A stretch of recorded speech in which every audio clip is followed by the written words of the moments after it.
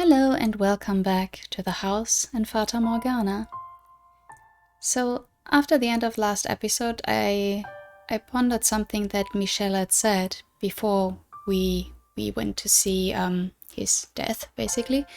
He said we were going to see the end of me and the beginning of her.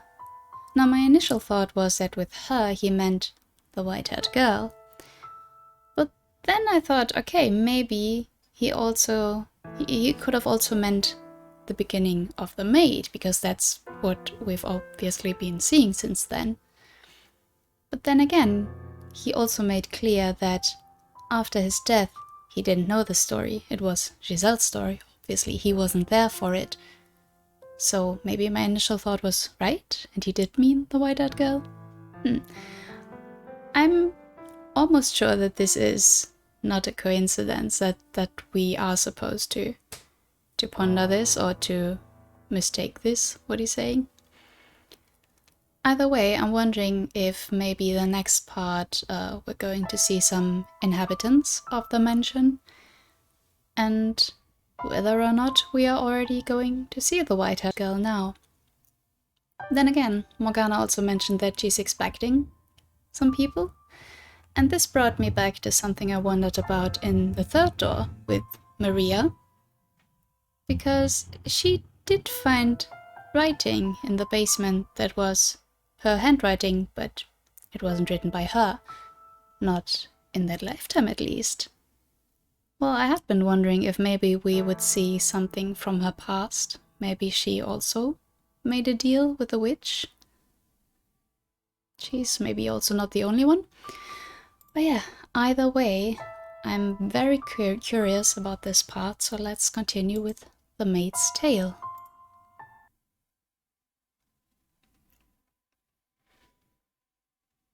From 1099.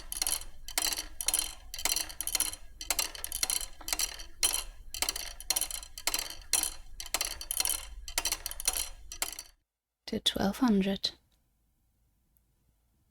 101 years. For the first 100 years, I kept track of how much time had passed. An hour, a day, a month, a year, 10 years, 50. But once it had surpassed a person's average lifespan, the counting started driving me mad, and so I stopped. My sense of time began to numb. In place of sleep, I spent my days in a trance-like state. Doing so, I was less aware of the passage of time, which made it a little easier to bear. Suspended in this bubble of time, my mind went out to you.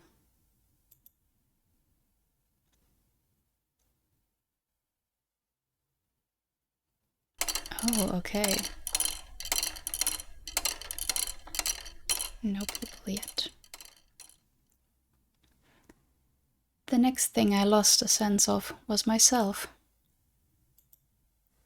I lived as a human for 21 years. 21? I mean, I guess I knew she was young, but remember all that shit she had to go through at only 21. Like, and until that age. Jeez. Now she spent 200 years all alone, well, only with Morgana, in the mansion. Wow. After spending nearly 10 times that trapped in the mansion, I began to feel like that was all I had ever been. That maybe my past was all the construction of my imagination. That, as an otherworldly being, I merely fantasized about being human. Had I actually had a family? Had there actually been other people in the world? Did cities and villages really exist? Was there ever really a time when light shone through the windows, when we were happy. But I knew if I started doubting everything, I wouldn't be able to maintain myself. So I settled on believing one thing. That you, Michelle, were real. That you had been with me. That I had loved you. And that it was you I was waiting for. I tried to always remember that one fact.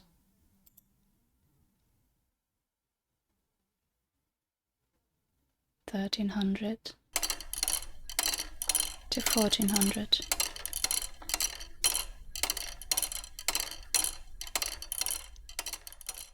My characteristic energy and cheer were disappearing. By then, I hardly ever raised my voice anymore. And in response to that change, the witch seemed to treat me a little nicer. On occasion, I thought I could sense her presence nearby. Like she might reveal her form to me from beyond the darkness, instead of only speaking to me. I could feel her sitting beside me.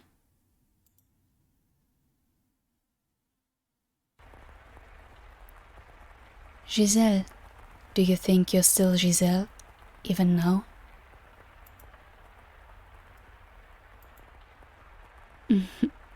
I suppose it doesn't matter either way. Sometimes I think love and fanaticism are two sides of the same coin. What are you implying? Oh, nothing. I have an idea, though. Why don't we make you some new clothes, my dear? The loom should still work, thanks to your keeping everything in order. That outfit's an artifact of an age long past by now. You know how long it's been? Vaguely, but yes. As we speak, time still marches onward. Not too quickly, and not too slowly, but at the same pace as you're breathing. Now, on your feet, Giselle. We have plenty of time, so let's make you the perfect maid's outfit. And if we don't have enough materials, we can make more thread from the sheets or curtains. How exciting!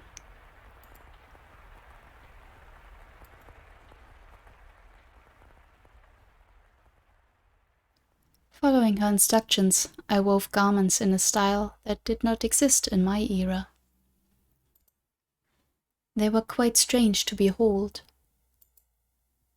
The old me might have been stricken with fascination by them, but at that point, I wasn't even sure how to rejoice, how to be impressed, or how to be moved anymore.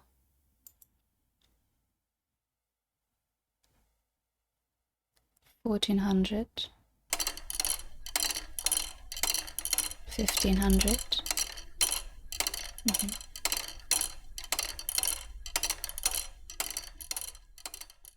That's a long time for there to be no inhabitants of the mansion.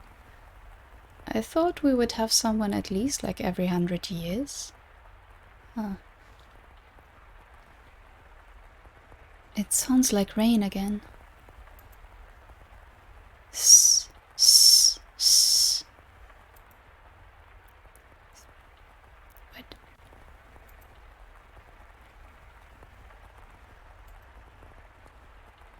What year is it? Why is rain making such a hissing sound in your head? Oh, it doesn't matter what year it is. It doesn't matter where it is. As long as you're there, it can be any time, anywhere. Where are you, Michel? What are you doing? I'm still praying. I'm still wishing for you to appear before me. Forever and ever and ever. And ever and ever and ever. I've been praying for so long. I don't even know how long it's been. Before you left, you said you were going to pray too. You said you hoped we could meet again in another life. I'm not misremembering, am I? Michel, come back to me soon. I love you so very much. But my memories of you are starting to fade. What did your voice sound like? What kinds of faces did you make? Where did you like to put your hands on me? I don't want to forget. I want to always remember. My memories of you are the only thing holding me together. But they're slipping away from me. How did you speak? What kinds of things did you talk about? I'm losing all these memories. Please, Michel, come back to me before I forget everything. My beloved master.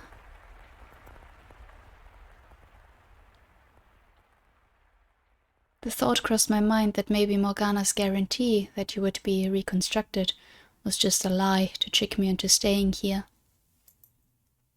But I quickly discarded it. Because if she had been lying, it would strip all meaning from my very existence. It would take from me my purpose for being here.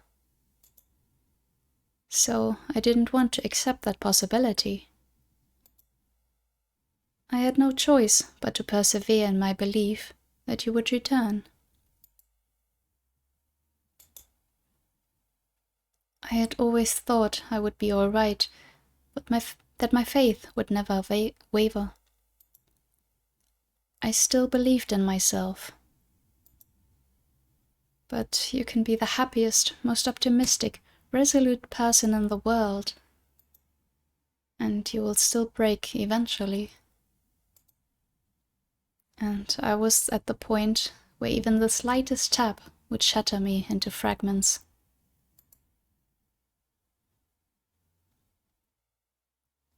$1,500 to 1591.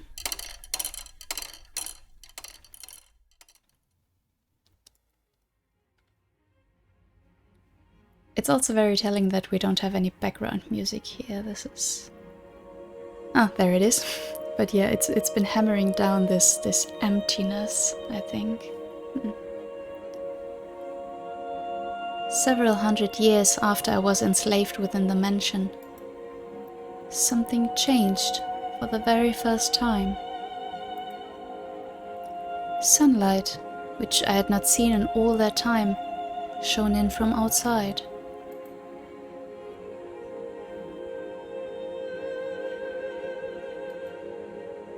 At first, I did not believe it was real. I thought it was a hallucination, born of my inner desires. And I thought I must have completely lost it for my fantasies to have escaped my mind. But it didn't matter if it was all an illusion. The gentle breeze blowing in through the window felt wonderful. The smell of grass, the chirping of birds, the glistening blue sky. It was like 1,000 memories rushing back all at once, and it brought tears to my eyes. The time has come, Giselle. It's time for you to get to work. And as she always did, the witch's voice crushed my elation, dragging me back to reality. Reveling in the sight of the outside was the last thing I should have been doing. For it was that moment that began my true decline. Work? What kind of work? Have you already forgotten? Oh, good heavens. Do you have your head on straight, my dear? As I said, I need you to watch over the house and show your utmost hospitality to those who show up. Is someone... This is merely an appetizer. It looks like someone's here. Hold on, I have no idea what I'm supposed to do. Do the same thing you have been doing. Be a maid. Convince the house's guests that this is a wonderful place. Make them enjoy their stay. Now, go on. I'm quite looking forward to this. I mean, the witch has to have been in the mansion way longer than Giselle, so... I'm wondering, does she also have an origin story? I mean, beyond what we heard as some kind of fairy tale? Was she human once? And just became the witch?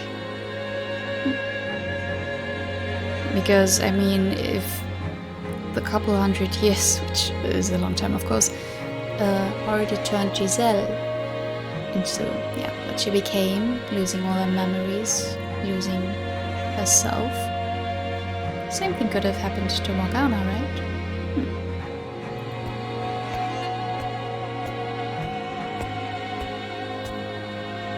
The bar has been removed. But will the door open?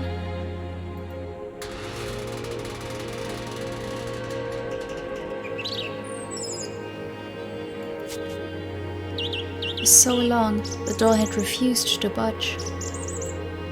For so long, light had forsaken these halls. For so long, there had been no trace of life. And now, all of that had been turned on its head. I felt like I had stepped into heaven on earth. I know it sounds melodramatic, so please don't laugh. It was almost certainly a perfectly ordinary slice of nature. Leaves and grass rustled in the wind, flowers specked the earth, and in the distance was a city I didn't recognize. I just had a flash, actually, remembering the first door when the white-haired girl picked the white rose and it turned red, didn't it? Was that really her doing, or was that the maid trying to make her remember? You know, the red rose that was in Giselle's hair. Like, I knew from a long time that this moment had to mean something, but now that she's mentioning flowers in the garden, that's when it popped up in my head. Let's go on. And in the distance was a city I didn't recognize. Right, because the mansion also isn't always in the same place, is it? And, well, of course, 400 years or what's it been would be a long time for the outside to change as well, even if it did remain in place. I wondered where I was, of course, but I neither shouted nor jumped in surprise. Instead, I found myself accepting of my circumstances, as unnatural as they might have been. As I was standing there idly before the entrance, a carriage rolled up.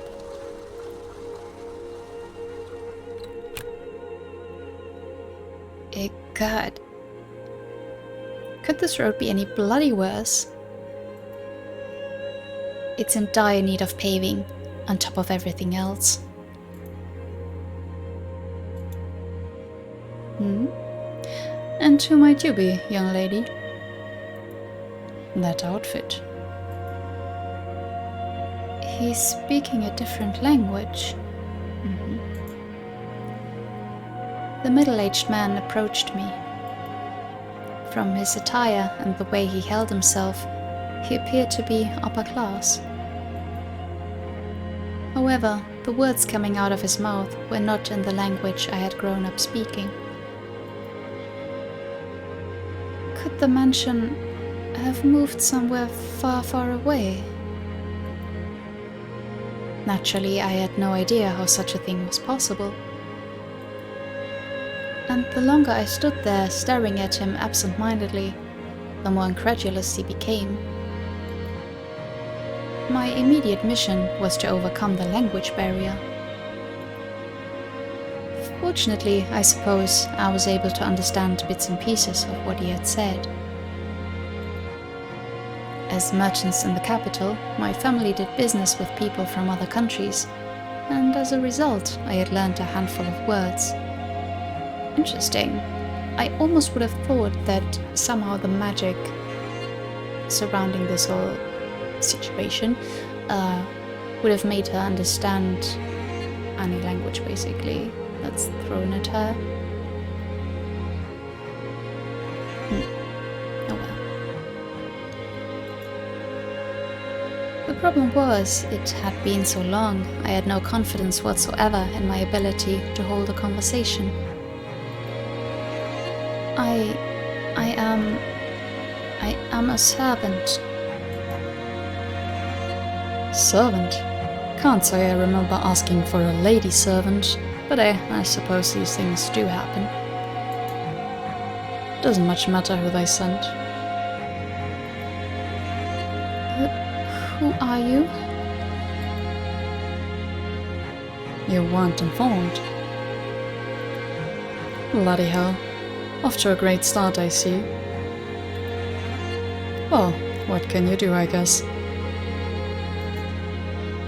Name's Hayden Rhodes. Yeah, so it's the Rhodes family already. I thought so. Just a retired old man. But interesting, I would have thought we would see some other family maybe before getting to the Rhodes, but time-wise it makes sense.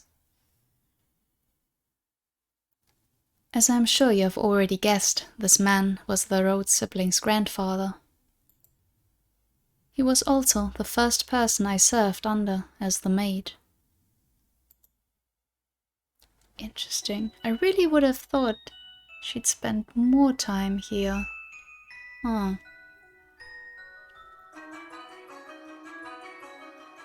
For a member of an esteemed noble family, Hayden was a bit on the eccentric side. He only hired a handful of servants, claiming he was not fond of glamour. Glamour? There was a single chef, a physician, a servant to take care of all the cleaning, and then me, who served as his personal assistant. Well, if it's only him in the mansion, then that's enough servants, but for a big mansion, that still sounds, yeah, very few. Only one for cleaning, okay. Whenever he got the chance, Hayden would chase me down and make me practice proper etiquette. According to him, I had much to learn. You are, at least technically, a servant of the Rhodes family, young lady, so I can't have you going around playing the country bumpkin act. Yes, sir. And we'll have to do something about that accent too, while we're at it.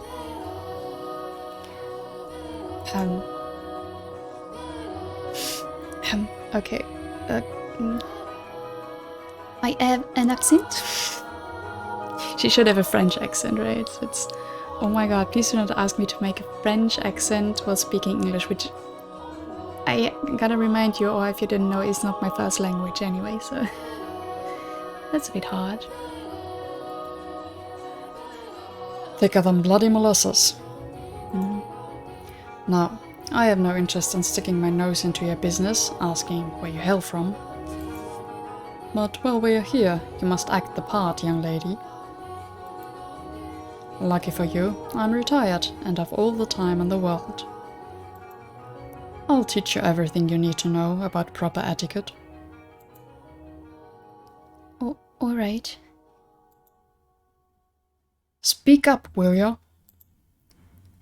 Yes, sir.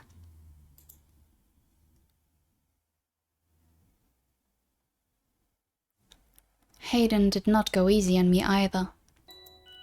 In addition to my day-to-day duties, I studied etiquette, the language, proper pronunciation, and formal diction. Any time I made the slightest mistake, he would shout his dissatisfaction.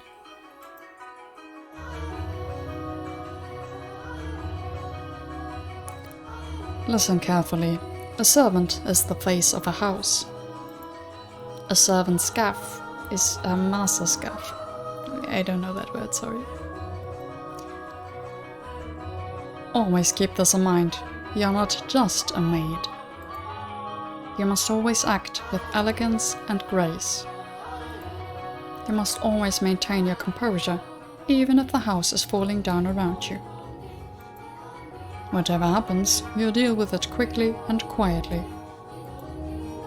Your language must be immaculate. No ums, ahs, or pauses. For any reason. Yes, sir.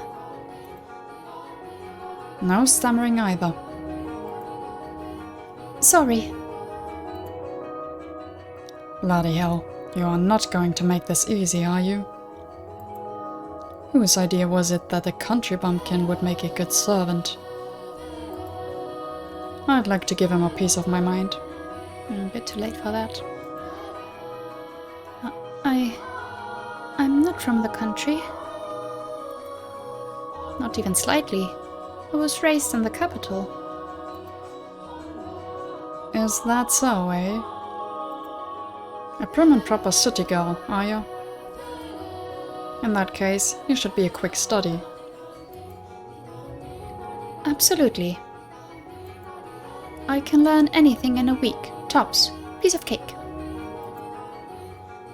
Is that so? Alright then, starting tomorrow, I'm tripling your lessons. I didn't think this through. In addition to being my master, Hayden was my teacher. When he yelled, he grew twice his size, and I shrunk to half mine. But it wasn't at all an unpleasant experience. Because I knew he wasn't raising his voice to belittle me. His instruction may have been harsh, but it was human interaction. There were people around that I could talk to. That was wonderful. I was starting to regain some of my humanity.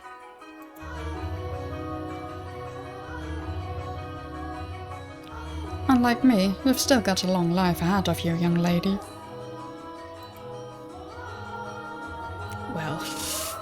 Well, long, yes. Life, debatable.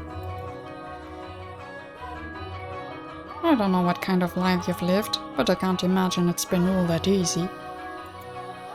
Not many servant girls your age without a home to go back to. Which is why you need to learn this. Once you've got all the rules and customs down, you'll be able to hold your own at any noble's estate. You shouldn't have any trouble keeping yourself employed. I'm sure you think I'm just a loud, obnoxious old man, But I believe we met for a reason, so I hope you'll stick with me. I, don't think about you like that at all, Master. You're a remarkable man. One more time.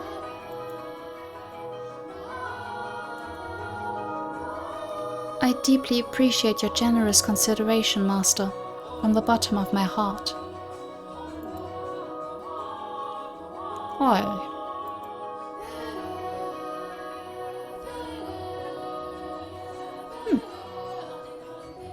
No, he seems kind. I mean, he's taken time out of his day to teach her. I didn't know much about Hayden's situation, why he had retired to this mansion all alone, away from the rest of his family. But any time I asked about them, he would say, That happens sometimes. with a melancholic frown. Before long, 2 years had passed. By that point, my etiquette had improved enough to satisfy his high standards. In that time, the mansion underwent a number of decor changes, as Hayden brought in sculptors to work on different areas of the house. Sculptors? He also sealed off rooms that were not in use, such as the observation tower and the chapel. It was a sad thing, seeing areas with so many memories for me falling into disuse. But as a mere servant, I had no say in the matter. But it's also aiding and burying her memories, I'm sure. In addition, Hayden seemed to greatly enjoy renovating the house, so I watched him warmly. The furniture was all gradually replaced, gorgeous paintings hung on the walls, colorfully patterned curtains installed.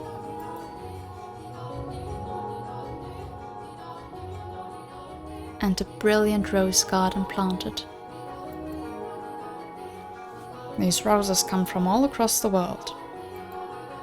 Nowhere else can you see so many different varieties in one place. It's beautiful. Did you know that in the city, people are starting to call the mansion Rose Manor? Rose Manor. And to think there used to be nothing but weeds here. Amazing how much it has changed. I never thought I would see this garden turned into something so beautiful. Are you fond of roses, young lady? Yes, red ones especially. Red roses mean a great deal to me. You remember what I said? They remind me of a time long past. Given one as a gift, were you? No, I believe I was the one who gave the rose. So red roses are a symbol of my feelings. They're very precious to me. I gave you a rose as a gift. You plucked it from its stem and placed it in my hair. Am I remembering correctly? My memories are so vague now. I can't even remember the look on your face that day.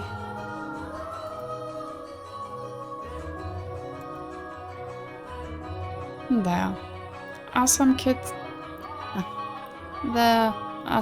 I'd like to give roses to myself. Who? My grandchildren. Oh my, you have grandchildren. Aye, though we haven't been in touch for some time. Last I saw them was 4 years ago. when my second grandchild was born. My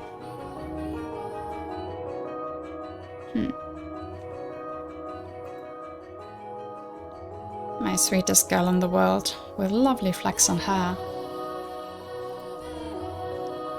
She's going to be a real beauty when she grows up. Anyway, they're wonderful kids. And one day, I want to hand this garden over to them. Each and every rose containing my hope that they'll lead comfortable, healthy lives free of strife. I'm sure your wish will come to pass. Your grandchildren will have wonderful lives. Yeah, well, for a little bit.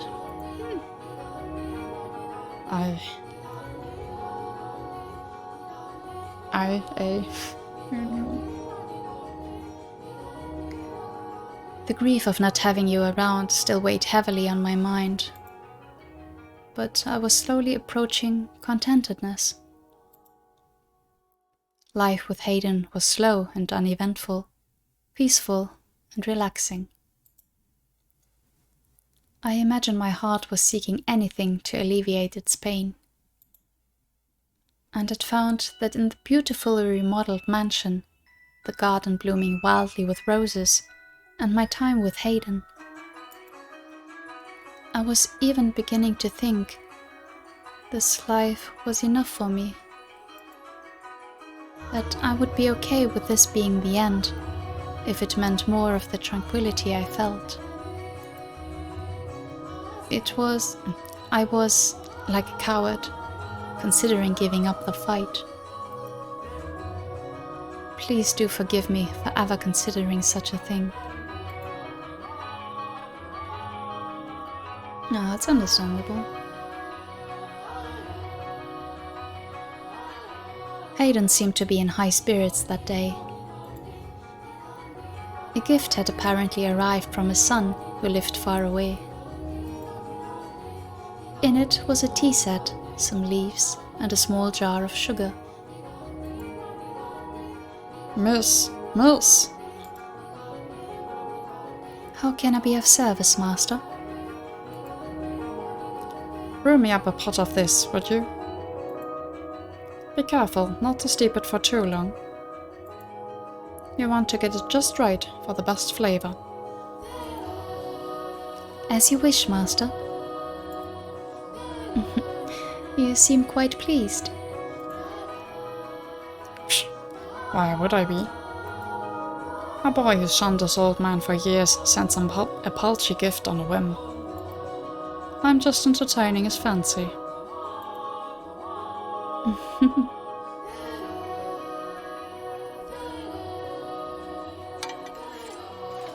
Your tea is ready, Master. Ah, what a wonderful smell. Tea and roses are life's best damned spices. Now, let's see what that boy chose for me. If it's no good, I'll be sure to write him an angry letter. I kind of have a bad feeling about the tea. And I don't know if I'm overreacting just by every bad thing that has happened so far. Please. He looks so happy. He must really love his family.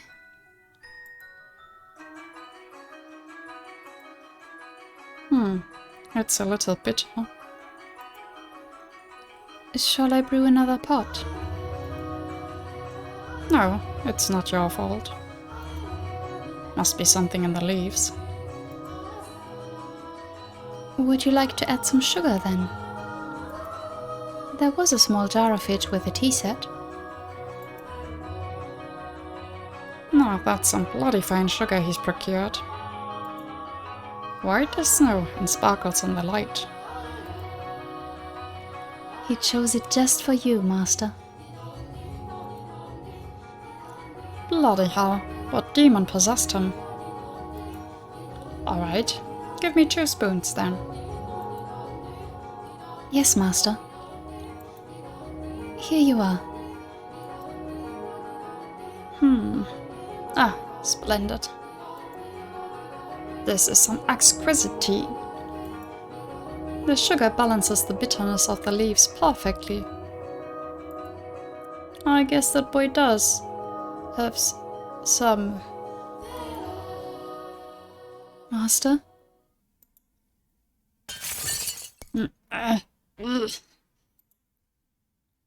Master! Master!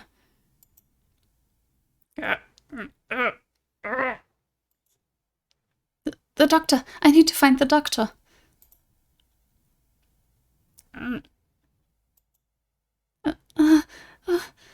Water! I'll get you some water right away. So please hang in there.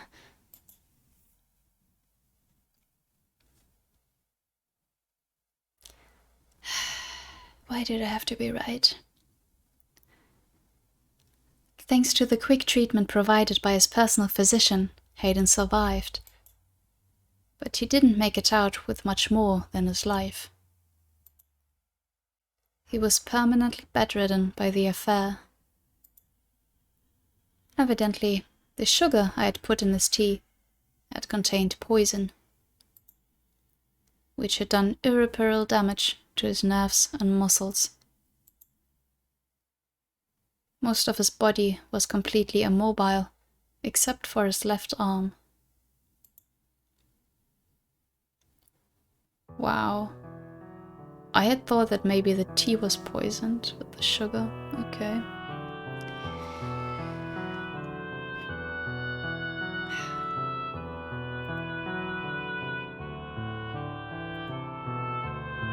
Can I bring you something? Some water? I've had more than my fill of water. You don't need to wait on me hand and foot.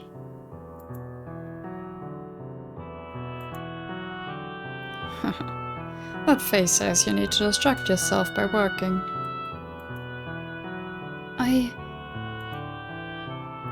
Remember what I told you?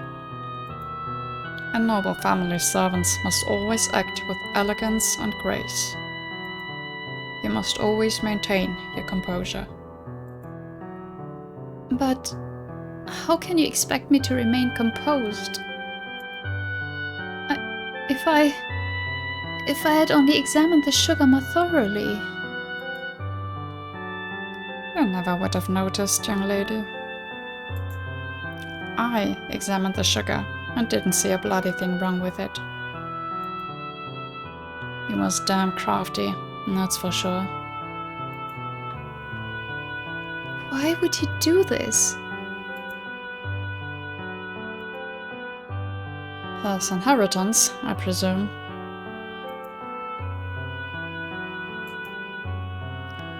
Something must have come up, and he needed money quickly. That's no reason to poison your own father.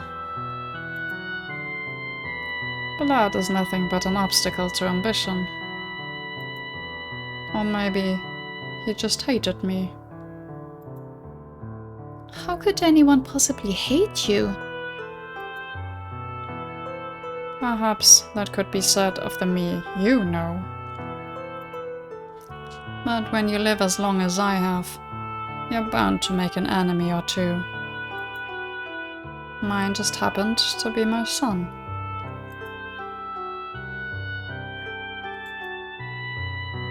I was planning to give him everything anyway.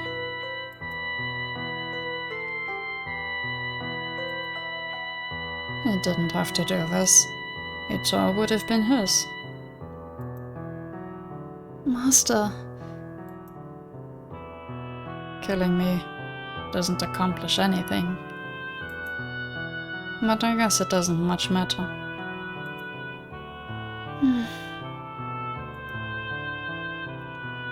So, could I ask you something, young lady? What can I do for you?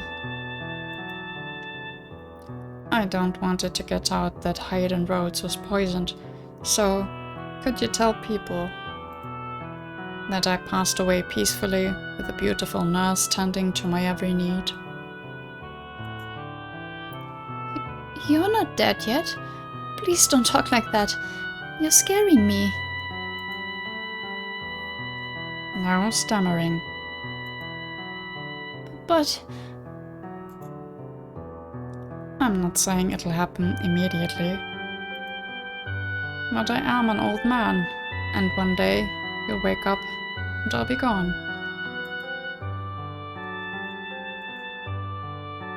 This is about my own pride, not my son. The last thing I want is to go out with a black spot on my name.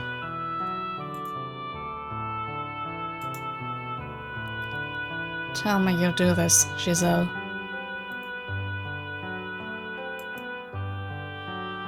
he's never said my name before. As you wish. Thank you. You're a peculiar girl, you know.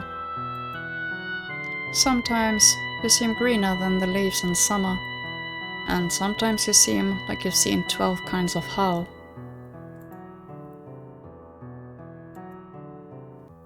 And every so often, you seem not of this world.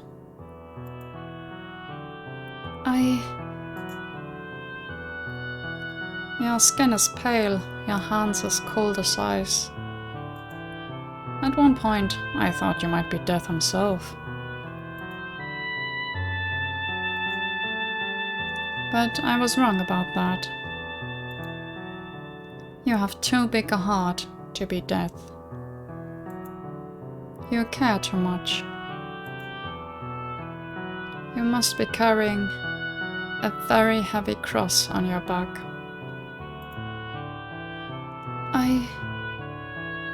What am I supposed to do?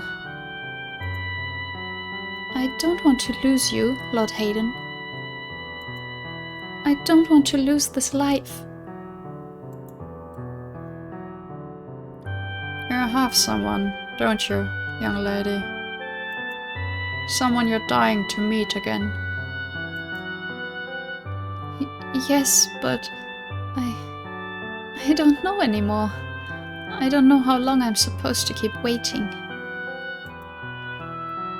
If something doesn't happen soon, I don't think I can hold myself together much longer. I was so close to breaking down. And it was you who kept me on my feet.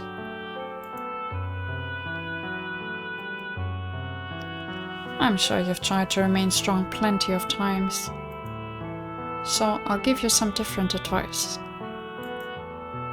A trick for when you think you're losing hold of yourself.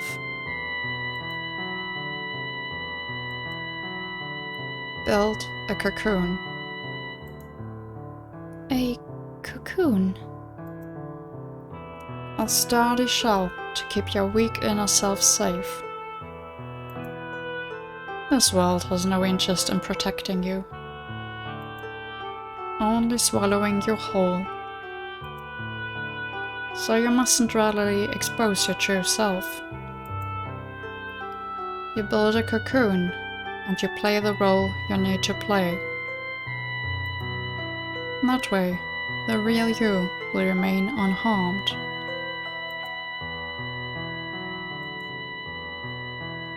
It's not pleasant to hide yourself like that, but it's better than letting the world crush you. But a word of warning: if you spend too long in the cocoon, the real you is liable to disappear forever. You'll be swallowed up by your own protective shell.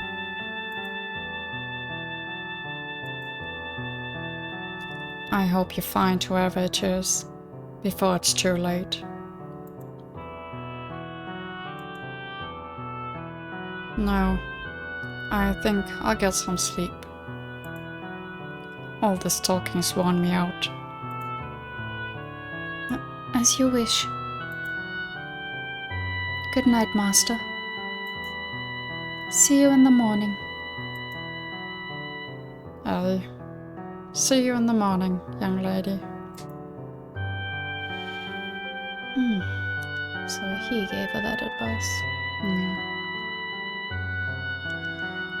The next day, Hayden was dead. He had strangled himself with his left hand. I should have been more attentive. I should have recognized how much pain he was in. How much it crushed him to have been betrayed by his own family. I should have realized how he truly felt, how fragile he really was.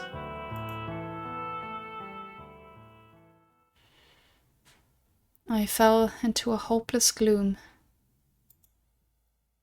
I could hardly believe that the quiet life I had finally attained had been shattered in the blink of an eye. Hayden's other servants quickly went their own ways, and I vividly remember the dirty looks they all gave me.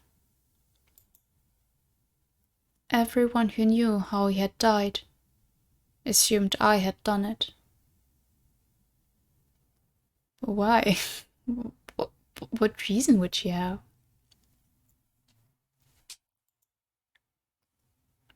I had no reason to kill him, though. There it is. But they had more than enough to believe so, for I had, indeed, been the last person to see him alive. And I held firmly to the story he had asked me to tell. Well, I was unable to convince the other servants. His family was far more accepting of the story that he had departed for the next world happily. Though that did not make the truth any less heartbreaking, especially since I was the only one who knew it.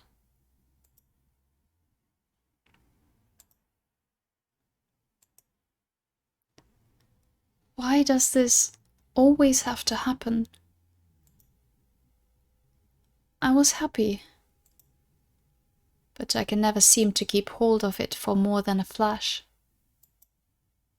Despair always comes marching in to rip it away. What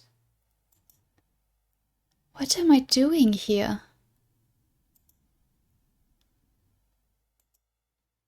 What kind of person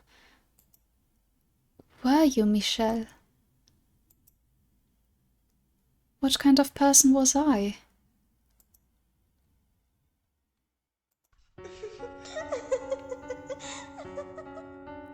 Oh, my dear, you look positively miserable. Why should you despair at the death of some strange old geezer? Morgana, was Hayden one of those whom you wish to be reconstructed? I have no interest in that wrinkled bag of bones. And if he was one of them, do you really think I would have let him go so peacefully? Peaceful? You call that peaceful? You call his misery peaceful? I most certainly do. And since you do not seem to understand this, the pain of death lasts but an instant. The worst torture can only be inflicted upon the living. Setting two loved ones against one another, manipulating one into taking the other's life, and then forcing him to live with that. The stage hasn't even been set yet, my dear. And you would have me play a part in that?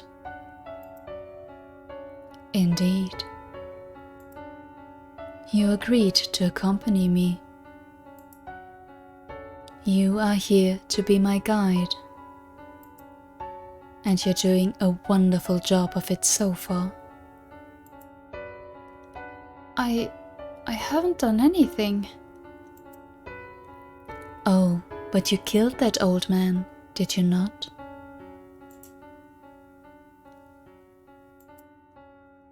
Thanks to you, my wish is one step closer to fruition.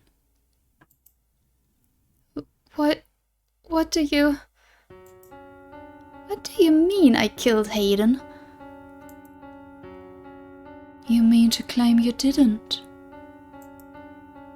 Tell me, who was it that put the poison sugar in his tea? No, I didn't mean to. Your intentions are irrelevant.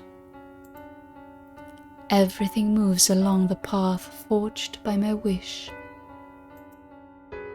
and you shall continue to follow its will. You know what? I'm done feeling like this. I don't want anyone else to go through what Hayden did. And what are you going to do about it? I'm done listening to you. Without me, you have no influence over this world. Uh-huh. So I'll die. I'll take my own life right here and now. I grabbed a nearby knife and held the tip against my breast. My hands were shaking, my heart pounding. My whole body was racked with terror, but I could have sworn I heard Morgana gasp. This was her one weakness, I thought.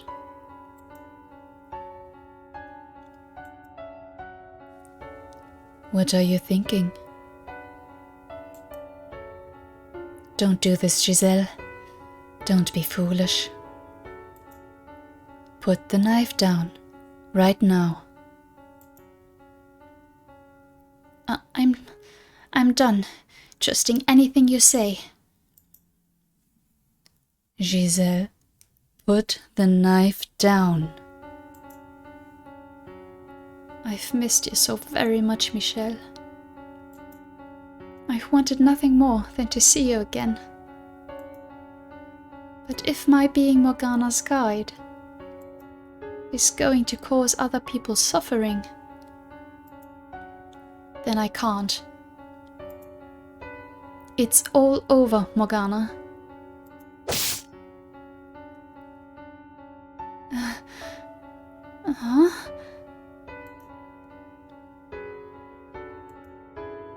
There's no blood. Not even pain. Why?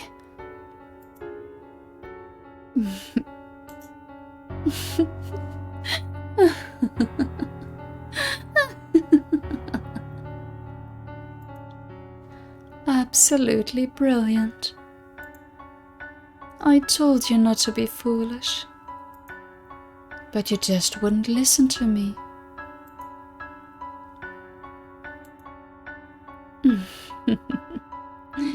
Such a silly girl.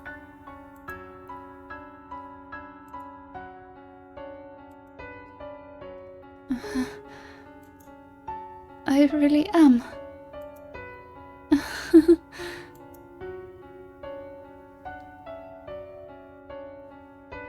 couldn't even die if I wanted to. Learning that absolutely crushed me. My backup plan, the one escape route I had thought available to me, had been ripped away. My spirit crumbled, and I felt myself sinking into a vast darkness. I began losing my grip on myself,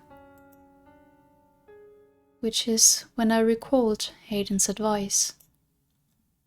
Build a cocoon. It was the only option I had left, my final chance at protecting myself. Although, ultimately, I was unsuccessful in that endeavor, as you know. But by that point, my mind and spirit had all but been lost. Eroded away by the years of solitude the witch's whispers, the brief glimmer of happiness, and the eternal, boundless darkness it had left me in.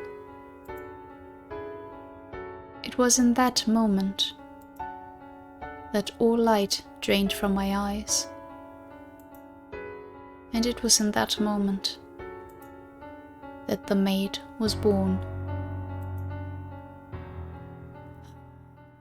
It would have surprised me if she was able to kill herself like that. That already... Oh, there we are again. Yeah, that would have surprised me. So it made sense that she couldn't kill herself. I was only doubting it when Morgana seemed adamant at stopping her, but yeah, she was just playing games again. And oh, how cruel she is. Also saying, yeah, you poisoned Hayden. Wow. And one thing that I guess we're going to get to soon, that I had been pondering back then in the first door, is that the maid mentioned that she had played a part in whatever demise of the white-haired girl, like taking her away, something like that. It was, she said she regretted the part that she played in it, right? So I'm wondering if we're going to see something that she did in this situation, like in the frame of this first door story, or if she just meant, yeah, her overall wish, you know, to get to this point. But we'll see, maybe. Oh, dearest Mel, come over here. There are so many beautiful flowers. No, Nellie, there's no need to run. You're going to fall, and you can't say I didn't warn you.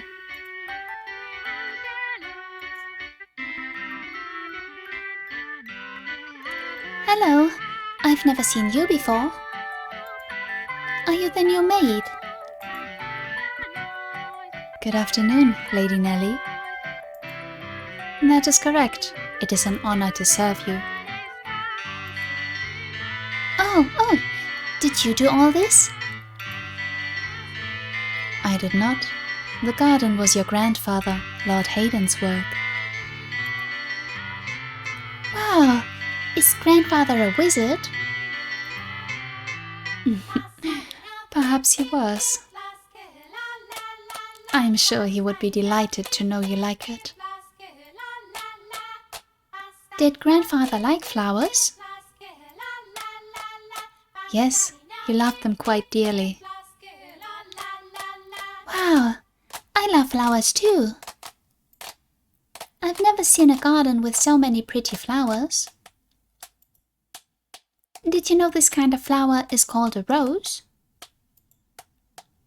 Just like our name.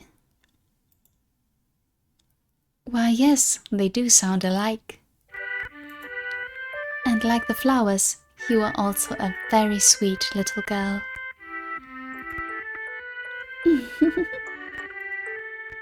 Say, what's your favorite color of rose? I like all colors. But you don't like any the most? That's too bad. My favorite is pink. Pink roses are so pretty.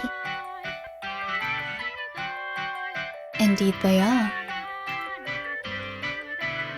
Oh, geez, there you are, Nellie. Oh, my apologies.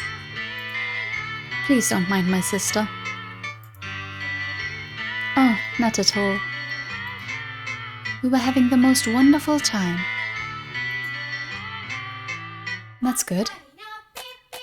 I imagine we'll be seeing each other around, so it's a pleasure to... Dearest Mel, let's see what the inside's like. Mother says I have my very own room. Slow down, Nellie. I beg your pardon.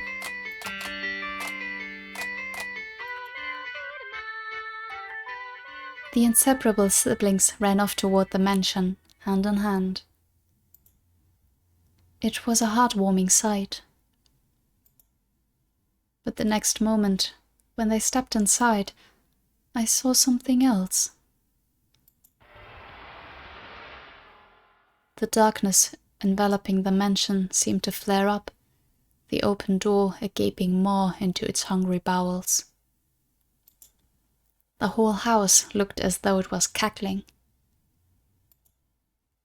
It was, I presume, the witch Morgana's madness taking form, a manifestation of how she felt now that her centuries in the making wish was bearing fruit. Those 2 children were the ones Morgana had been waiting for. Had I still had any willpower to fight left in me, I would have taken them by the hands and sent them somewhere far away. I would have done something before the house swallowed them up.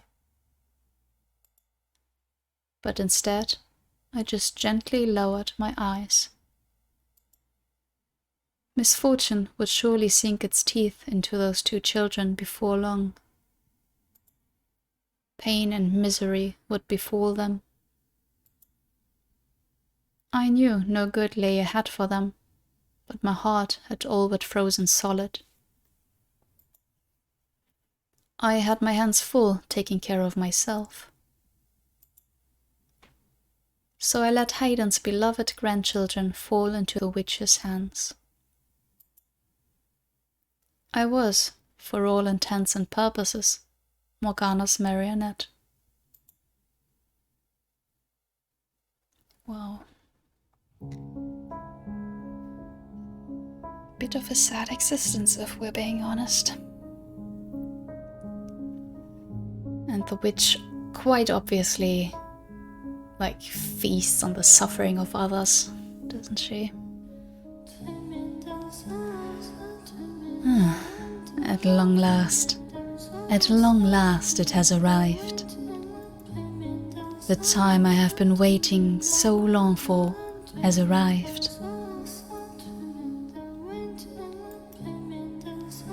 Darling, devoted Giselle, I know not how to describe for you the fiery excitement burning within me.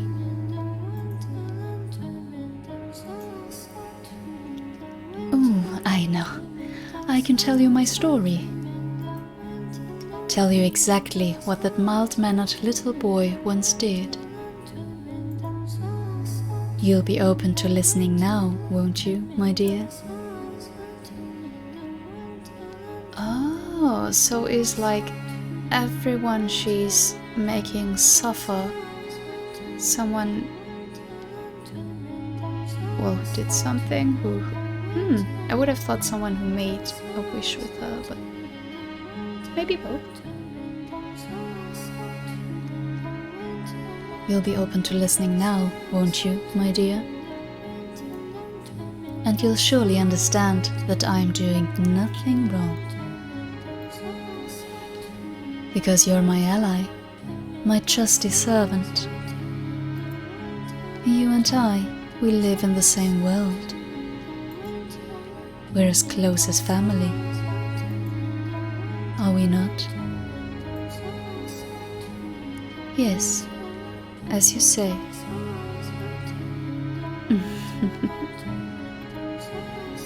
So let us curse them, all of them.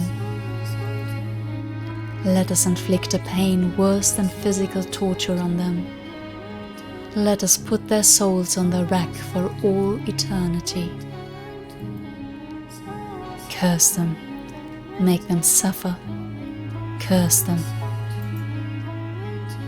Now, listen carefully, Giselle. This is a tale of wicked men and my curse upon them.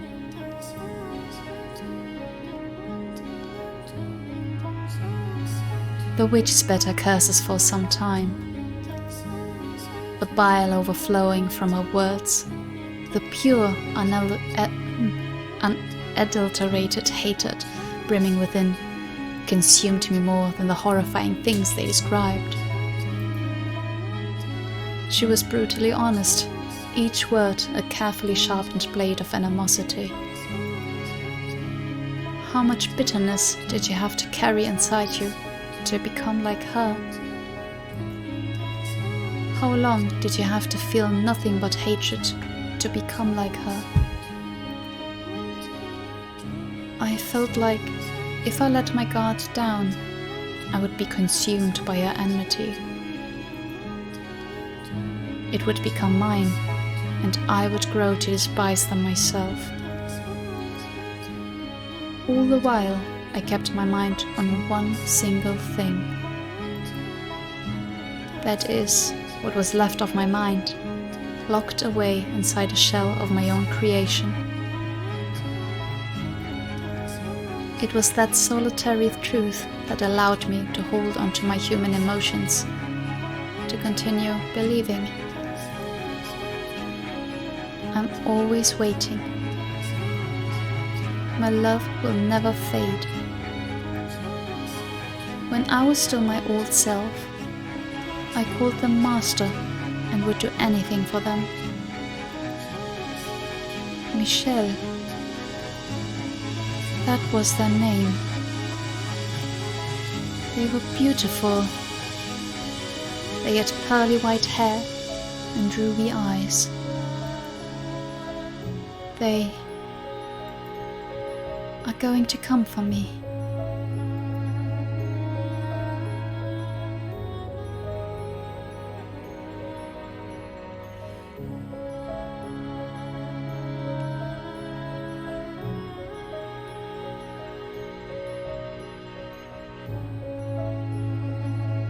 Michelle, all I can remember about you is your name, your glassy white skin, your fiery red eyes, and your snow-colored hair. Nothing else.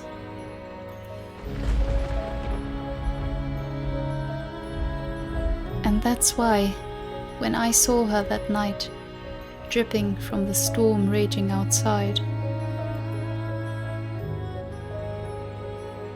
I thought, you're finally here.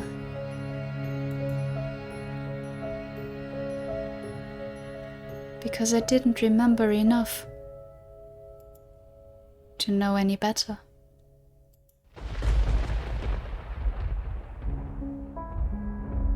You already know who I speak of, don't you?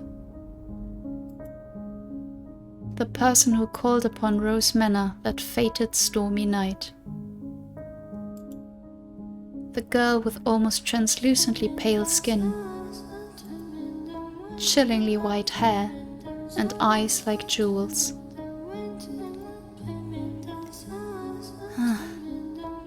What a beautiful girl. Her hair, her eyes, her porcelain skin. It all matches the person in my memories. She must be the one I've been waiting for. If she is,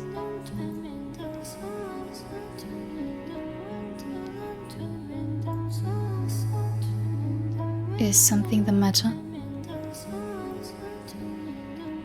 No, I just thought I felt someone watching us. It's only your imagination, I'm sure.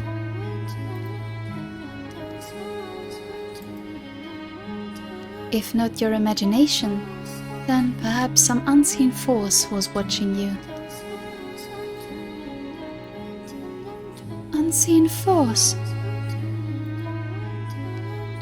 Are you familiar with how people refer to this mansion? Rose Manor. Yes, indeed. It is called Rose Manor because you can smell the sweet fragrance of the rose garden, even at a great distance. But that is not what I meant. It is said that a witch resides within the house. much. I have not heard any such stories. You probably wouldn't have. It was a very, very long time ago. Nothing you need concern yourself with. You have a peculiar presence about you. Should I consider that a compliment? A peculiar presence, she says. Does she sense something in me, as I do her? This has to be her, then. Her name. I need to ask her name. It's getting late. You should get some rest. A room has already been set aside for you. But first, may I ask you one thing? Yes? I do not believe you have given me your name yet. My name. My name is Michelle. As we all have expected.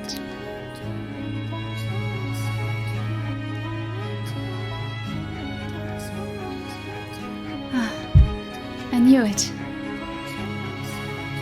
You are the one. What? You are the one I have been waiting for.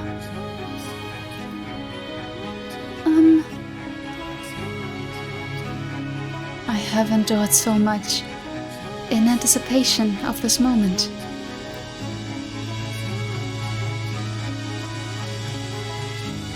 So that I could reunite with you.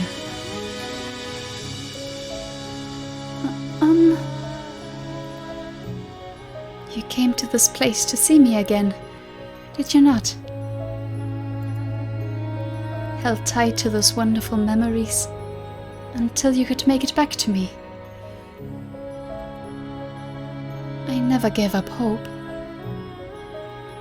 I always believed, and I hope you'll praise me for that. And I ask you to please say my name.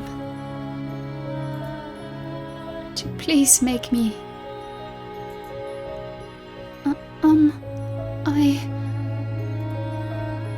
I don't know anything about you.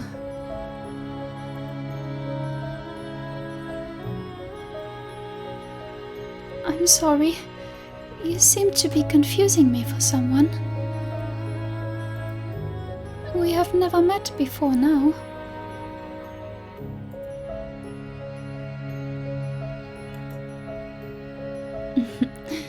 You jest.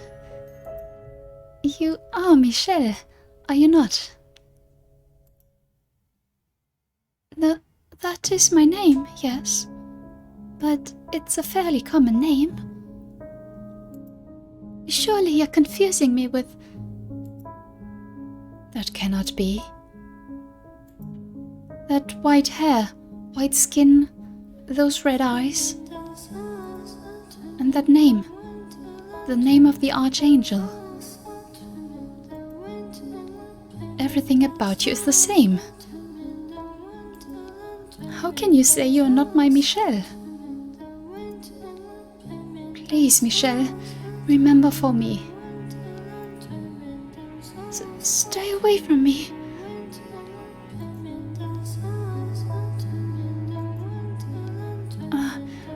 I'm sorry. I didn't mean to be rude.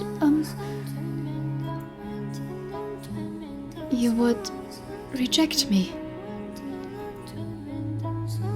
I'm so sorry. I honestly don't know you. Do you care nothing anymore for the time we spent together? We have not spent any time together. You would deny everything. I'm sorry. I see. I see. So you feel nothing for me anymore?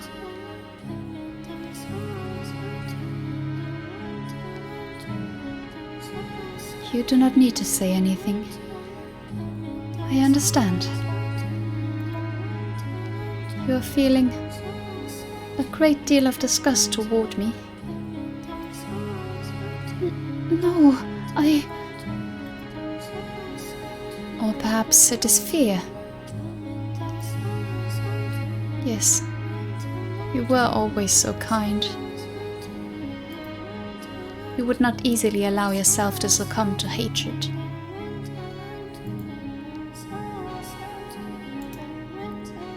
I understand. Please, forget everything I've said.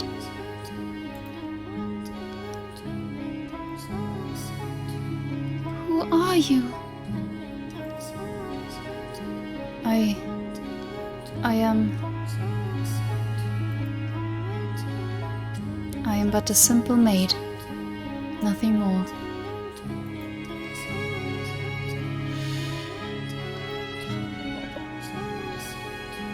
Laughable, isn't it? I no longer recognized Michelle as anything more than a concept. Man or woman, elderly or infant, as long as they had white hair, red eyes, and the right name, they were you. I needed anything I could get. I was so desperate, the thought never even crossed my mind that she was not you. What do you think, seeing me like this? That I'm helpless and hopeless?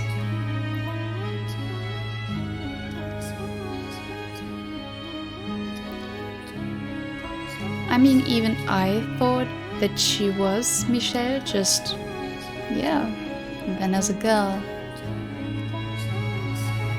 And I mean, we never really clarified whatever secret Michelle, you know, our original Michelle from back in the day, what he had. And maybe it will all still be clarified, but just spotting my theories here, I did think that yes, he would be reborn as the white-haired girl, or reconstructed, whatever. And again, obviously the malicious intent of Giselle had not been there, what I had originally thought, but either way, I thought that would be him. Maybe it still is.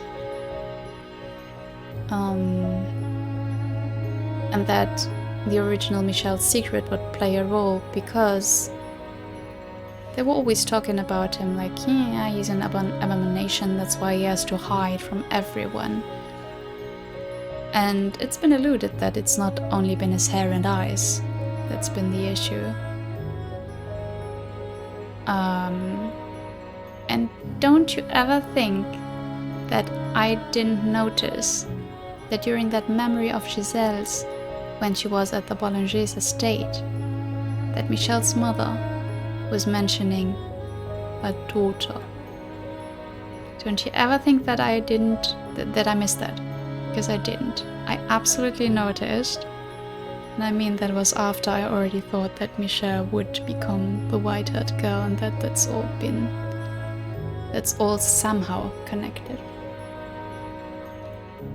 Now, of course, it also in part has to do with that I saw those forum entries that were like only the headline that was questioning Michelle's gender. But even so, we've mentioned the white hair and red eyes so much, both with the white-haired girl and Michelle, that it was so obvious there had to be some connection. Even if it is just her mistaking the girl for Michelle, as it appears right now. Whether that's true or not, we'll see. Because it obviously also isn't significant. Like, she is not an unimportant character if she was reborn again and again. Maybe we'll get into that now. Maybe the maid is the cause of that. We can just go on playing and see for ourselves what the truth is, but I mean, I've heard some of you mentioned that you like my theory, so there you go. Here's my thoughts. And I don't think I have any left at this point, anything that I have not mentioned. So, let's play just a little bit. I hope you cannot hear my growling stomach in the background. Listen to this, Morgana. Michelle is back. She's finally come for me. But she does not remember anything, it seems. Not me, not our past, nothing. She saw me and was afraid, in fact. Are you listening, Morgana? Ah, darling, devoted Giselle. I'm honestly wondering, and I did wonder that before, why Morgana is still calling her Giselle. Because I would think that Morgana benefits in Giselle forgetting about her past, forgetting about her wish, right? Just becoming the maid, just a marionette, nothing else. Darling, devoted Giselle. You poor, pitiful soul. That must have been quite harrowing. But don't worry, you still have me. Besides, this might not be your only chance. As long as you continue on, Michelle could appear before you again. Do you think she will remember me next time? I can't say. That's up to Michelle. You do have another option, though. Forget Michelle yourself and seek out a new master. Someone who can be yours. Someone dedicated and faithful, who needs you. Someone worthy of this mansion.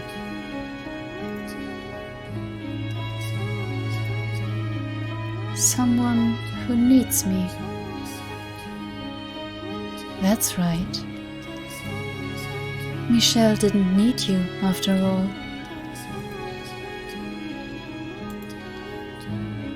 It's all right, don't worry. You have plenty of time.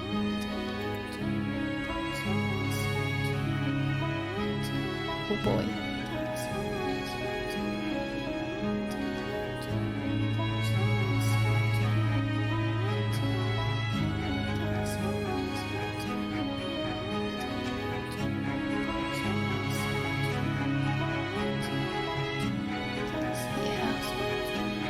The story went on as we saw in the first duel.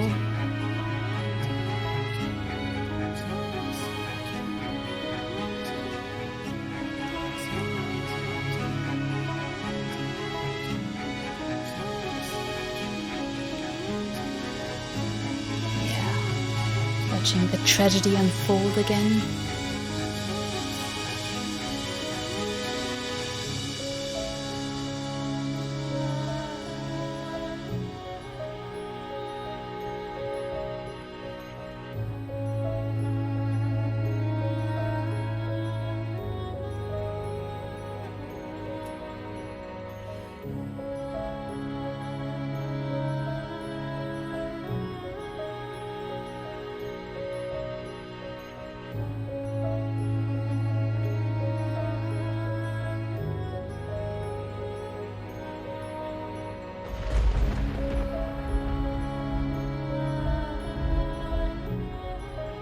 You're remembering all this, I don't have to say anything, right? I don't know how to narrate this.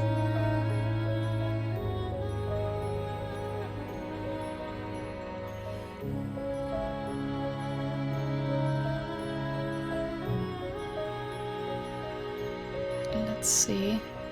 Yeah. That's where we left Mel in the story.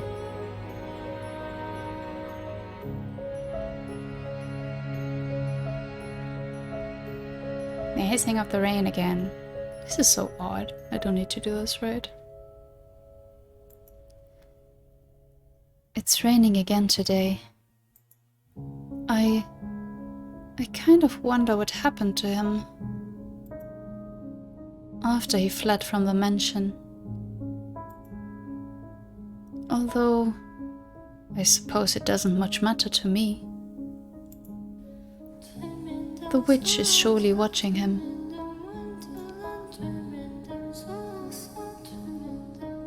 Such a dreadful storm. It sounds like someone crying.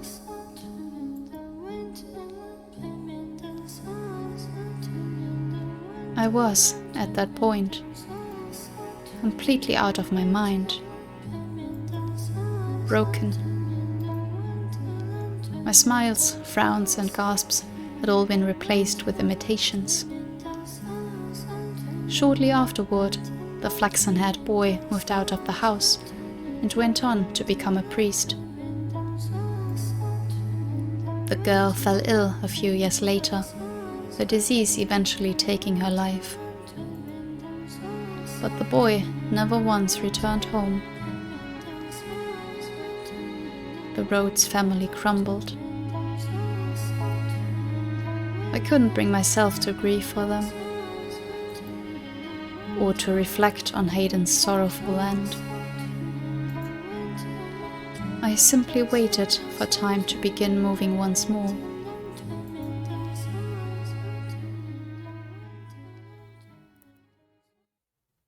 And so 1603 became 1707.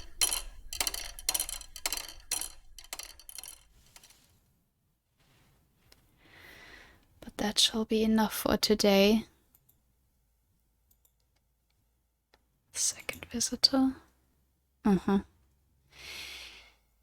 Yeah, it's really interesting to finally see all these stories from the maid's perspective. And it's good to have a bit of closure there on the end, because the first door especially, I think, ended was a very open end in some ways. Interesting.